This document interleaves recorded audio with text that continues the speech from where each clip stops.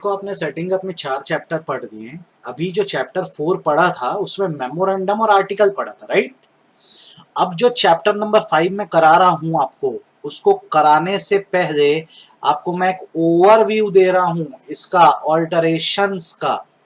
आप इसको समझ लोगे ना तो आपको ये चैप्टर एकदम अच्छे से समझ आ जाएगा और आपको कोई परेशानी नहीं जाएगी। मैं जो बातें बोल रहा हूँ उसको बहुत ध्यान से सुनना, अच्छे समझना। आपको ये बात पता है ना, मेमोरेंडम क्या है? कंपनी की बॉडी है ना। बॉडी में क्या क्या है? नेम है, सिचुएशन है,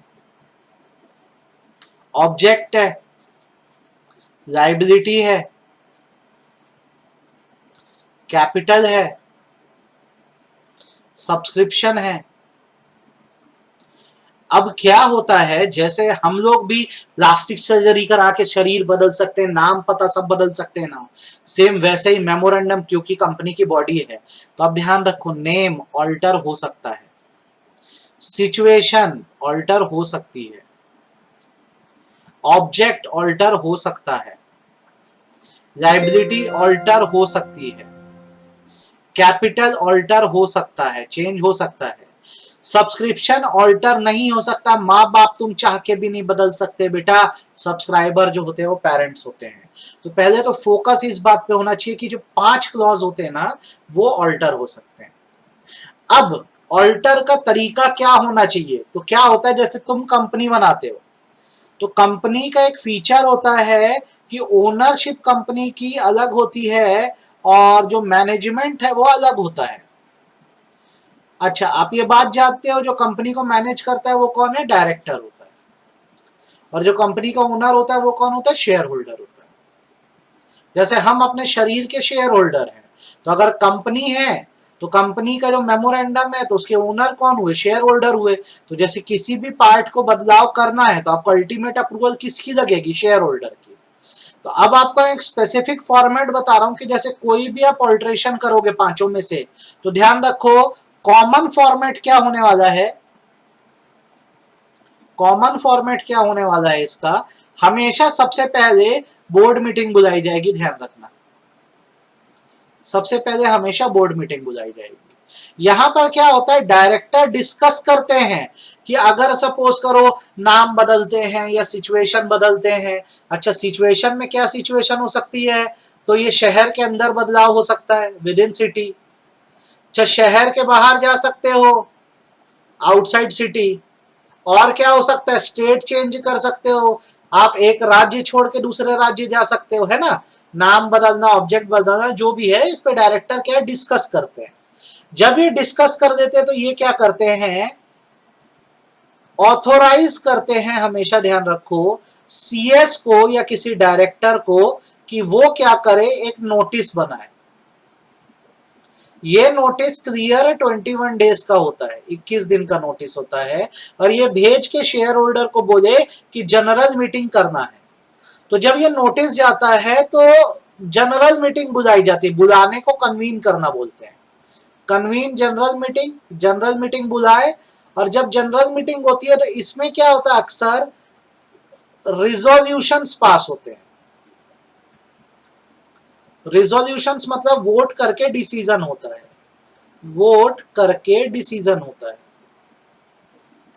रिजोल्यूशन दो तरह के होते हैं। अगर मेजॉरिटी दे रही है, मेजॉरिटी मतलब जैसे 10 लोग हैं तो उसमें से 10 लोग जैसे हैं तो उसमें से अगर 6 लोग हाँ बोल रहे हैं तो मतलब ये कितना परसेंट हुआ? 51% हुआ।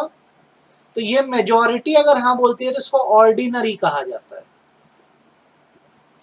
और अगर स्पेशल मेजॉरिटी हाँ बोलती है तो उसे स्पेशल रिजोल्यूशन कहा जाता है। तो इसमें क्या है, जैसे 10 लोग हैं तो 8 लोग को हाँ बोलना है, मतलब 3/4, मतलब 75%। तो क्या होता है, अक्सर ये सारी चीजें जैसे चेंज करना है तो 75% से ज्यादा शेयर होल्डर को हाँ बोलना है। तो हर जगह जो है याद रखो स्पेशल रिजोल्यूशन पास होगा।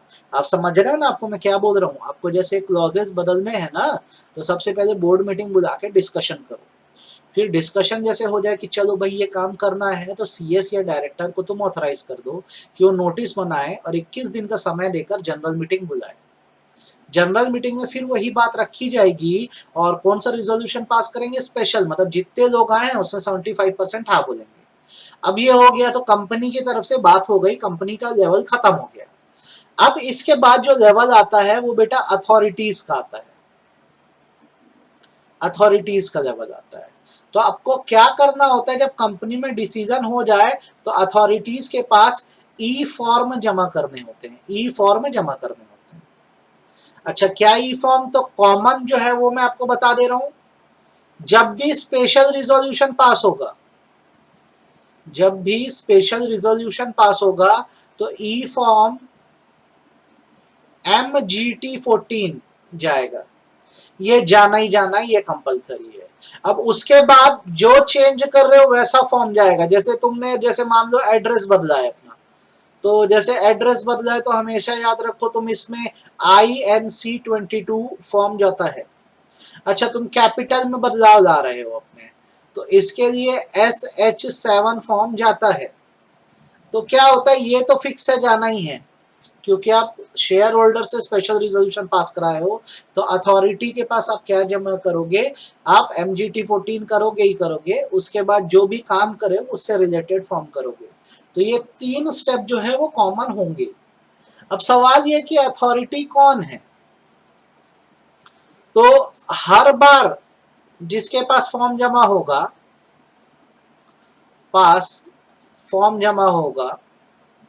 फॉर्म डिपॉजिट या फाइल होगा, वो ROC है, रजिस्ट्रार ऑफ कंपनीज, इसी के पास करते हैं, कंपनी में अप्रूवल हो जाए ROC के पास फॉर्म जमा होते हैं।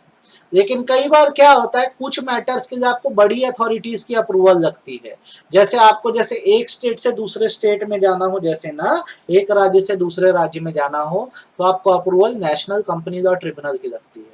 याद रखना, स्टेट टू स्टेट में नेशनल कंपनी लॉ ट्रिब्यूनल की अप्रूवल लगती है, NCLT की। वैसे अगर आपको सिटी से बाहर जाना है ना, आउटसाइड सिटी,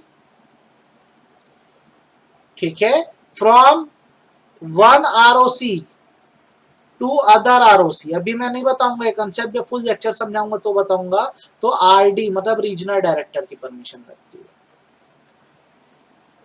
तो सिंप्लीफाई करके अगर मैं बात करूं तो यार, कोई भी ऑल्ट्रेशन तुम कर रहे हो, पहले बोर्ड मीटिंग बुलाओ, जनरल मीटिंग बुलाकर क्या पास करो, स्पेशल रिजोल्यूशन पास करो, और अथॉरिटी मेनली कौन है, ROC, इसका सी फॉर्म जमा करना ही है। तो हर ऑल्ट्रेशन में तुम्हारा स्पेशल रिजोल्यूशन जाना ही है, तो MGT14 फॉर्म तो जाएगा ही। फिर जैसा मैटर है वैसा तुम जो क्या करना, फॉर्म जमा कर देना। जैसे एड्रेस चेंज कर रहे हो तुम, तो INC22, कैपिटल बदल रहा है तो SS7, तो हर बार ROC के पास ये बात जाएगी। बस याद रखना, स्टेट बदलोगे तो NCLT की अप्रूवल लेनी है, नेशनल कंपनी लॉ ट्रिब्यूनल की, और शहर और ROC दोनों बदल रहे हैं तो RD की। अब जब मैं चैप्टर चालू करूंगा तो चीज डिटेल में आपको मैं बताऊंगा, फिलहाल तो आप ये बता दो आपको ये समझ आ गया कि नहीं आया, तो मुझे तो लगता है कि आ गया। अब जैसे ये सब हो जाता है तो फिर अदर फॉर्मेलिटी आती है। अदर फॉर्मेलिटी में क्या क्या आ सकता है तुम्हारा, तो तुम क्या करो, कॉन्ट्रैक्ट जितने तुम्हारे मन है, कॉन्ट्रैक्ट नोट चेंज करो। पहले नाम कुछ और था, नाम बदलोगे ना भाई साहब। अच्छा, कॉन्ट्रैक्ट नोट क्या, बिल बुक्स चेंज करो, होल्डिंग चेंज करो, अब ये सब काम तुम करो, और भी जो जो पेपर है सब चेंज करो। ये ऑल्ट्रेशंस होते हैं ऐसे। तो मेमोरेंडम को भैया ऐसे ऑल्टर किया जाता है। अब रही बात, जैसे तुमको आर्टिकल को अल्टर करना है, AOA को अल्टर करना है, तो AOA को अल्टर करना बड़ा आसान है। देखो, बोर्ड मीटिंग बुलाओ, इसका 21 दिन का नोटिस देके क्या बुलाओ, जनरल मीटिंग, वहां क्या पास करो, स्पेशल रिजोल्यूशन, और ROC को 30 डेज में तुम बता दो, कौन से ई फॉर्म में बता दो ROC को, तो स्पेशल रिजोल्यूशन के लिए मैंने क्या बताया तुमको, ई फॉर्म MGT14। बस इतना ही करते ही तुम्हारा आर्टिकल में रूल चेंज हो जाते हैं, इतना ही करना होता है, यहाँ पे ज्यादा दुनियादारी नहीं है। बस यहाँ पर क्या है, कुछ रिस्ट्रिक्शंस हैं कि आर्टिकल में जैसे तुम कोई चेंज लाते हो तो कुछ बातों का ध्यान रखो, शैल नॉट बी अगेंस्ट